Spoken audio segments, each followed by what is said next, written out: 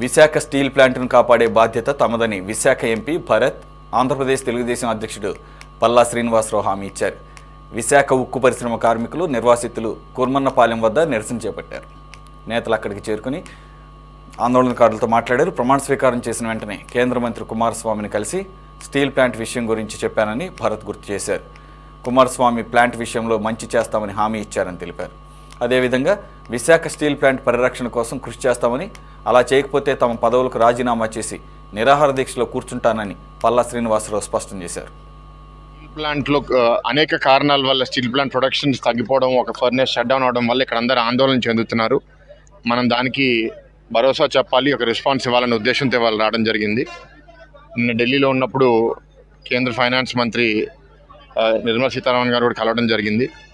అయితే steel plant గురించి మాట్లాడినప్పుడు నాకు ఆల్రెడీ తెలుసు, ఎందుకంటే గతంలో కూడా గత 2-3 నెలలుగా కేంద్రంలో స్టీల్ మంత్రి మన ముఖ్యమంత్రి గారు చంద్రబాబు నాయుడు గారు ఏ లెవెల్లో మాట్లాడుతున్నారు దీని మీద నాకు ప్రతిసారి అప్డేట్ వచ్చింది. ఆవిడ కూడా అదే చెప్పారు, డిస్కషన్స్ హై లెవెల్లో అందరి మధ్యలో జరుగుతున్నాయి. ఈ డిస్కషన్స్ అన్ని కంక్లూజన్కి వచ్చి ఏదో ఒక డిసిషన్కి త్వరలో రాబోతామని ఒక ఇండికేషన్ కూడా ఇచ్చారు. కూడా మమ్మల్ని పెట్టమని అడిగారు. తప్పకుండా కుదిరినంత వరకు మేము కూడా రివ్యూ మీటింగ్స్లో పార్టిసిపేట్ చేసి స్టీల్ ప్లాంట్ సక్రమంగా వచ్చేటట్టు, దాని తర్వాత మిగతా కొన్ని పాయింట్స్ స్ట్రాటజిక్ అనేది అన్ని చిన్న చిన్న పాయింట్స్ చెప్పారు.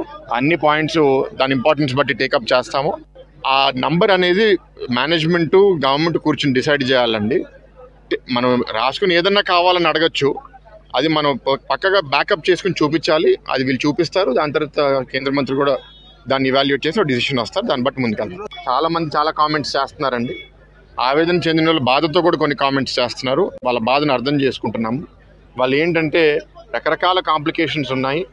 ఓవరాల్ మన అందరిది ఒకటే గోల్ ఏంటంటే స్టీల్ ప్లాంట్ సర్వైవ్ అవ్వాలి, ఫుల్ ప్రొడక్షన్ రావాలి, లాభాల లోపలికి వస్తేనే దీన్ని నిలబెట్టుకోగలుగుతాము. ఆ పరిస్థితికి తీసుకొచ్చినప్పుడు మేమందరం చాలా ఆనందంగా ఉంటాము. దానికి వెళ్ళే విధంగానే మేము పనిచేస్తాం. విశాఖపట్నం స్టీల్ ప్లాంట్ పోరాట కమిటీ వారి దగ్గరికి మేము రావడం జరిగింది.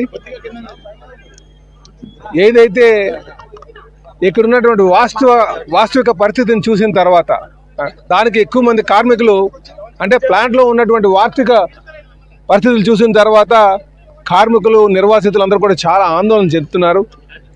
దీన్ని ఏదో విధంగా మనం రివైవ్ చేయాలి, పునరుద్ధరించాలి అనే డిమాండ్ ఎప్పటి నుంచో నడుస్తుంది. మొన్న స్టీల్ మంత్రి గారు వచ్చారు, వారు ఒక భరోసా కల్పించారు. అయితే ఆర్థిక పరమైనటువంటి సహాయం అందించాల్సినటువంటి అవసరం ఉంది. ఆ నమ్మకం ఖచ్చితంగా మనకు అందుతుందని మాకు నమ్మకం వచ్చిన తర్వాత వీళ్ళకి కార్మికులందరికీ కూడా భరోసా కల్పించడానికి ఇక్కడికి వచ్చామని చెప్పి తెలియజేస్తున్నాం. అలాగే ఒకవేళ ప్లాంట్కి ఏమైనా అవుతే ఏంటి పరిస్థితి అనే ప్రశ్న కూడా వచ్చింది చాలామంది దగ్గర నుంచి. మేము చెప్పాం, ప్లాంట్కి ఏమైనా మూతపడే పరిస్థితి వచ్చిందని ఖచ్చితంగా రిజైన్ చేసి మీతోనే మేము పోరాటం చేస్తామని చెప్పి మీతోనే కూర్చొని ఈ పోరాటాన్ని ముందు నడిపిస్తామని కూడా చెప్పడం జరిగింది. కానీ మాకు మా ముఖ్యమంత్రి గారి మీద, మా కేంద్రంలో ఉన్నటువంటి మా ఎంపీ గారి మీద, వీళ్ళందరూ మీద మాకు నమ్మకం ఉంది. ఖచ్చితంగా స్టీల్ ప్లాంట్ని మళ్ళీ రివైవ్ చేసి పునరుద్ధరించి పూర్తి స్థాయి సామర్థ్యంతో నడిచే విధంగా మేము చేస్తామని చెప్పేసి కార్మికులకు భరోసా కల్పించి